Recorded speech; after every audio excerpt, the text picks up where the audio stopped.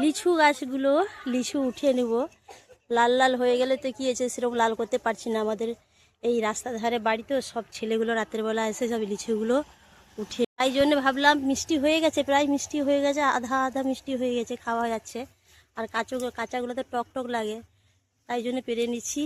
এইগুলাই খেয়ে নেবো, গাছের ফল।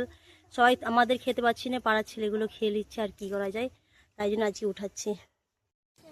এইগুলো ভাঙা হয়েছে, দেখুন মনের কষ্টই। এই উঠিয়ে নিলাম, গাছে অনেক হয়েছে, কত পরিমাণে হয়েছিল আপনাদেরকে দেখিয়েছিলাম। তার দেখিয়ে কি হয়ে, ভাগ্যেই নেই, এই পাড়া হয়ে গেছে। আবার মিথ্যা কথা বলেনি তো, তুলে নিবে বলে। দেখুন প্রায় লাল হয়ে আসছে, কি মনে কষ্ট লাগছে। যা পাকা খেতে পাচ্ছি না, কাঁচাই পেরে দিচ্ছি, মজবুরে পেরে দিচ্ছি। কি করা যায়, কি কোনো করার নাই। কতখানি লিচু দেখুন, এতটা সব তো প্রায় চুরি করে নিয়েছে, এতগুলা পেরেছে, পাড়া হয়েছে, মানে পুরা গাছে পারলো কতখানি যা হতো, যা ধারণ করা না করেছিল ওরা।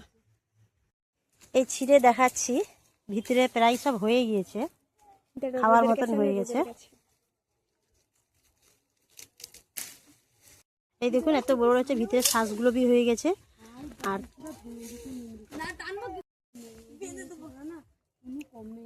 এই দেখুন, এই খাবার আধা খেয়েছে, দেখাচ্ছে ভিতরে পাপড়া বিচ্ছে কালো হয়েছে, টক মিষ্টি।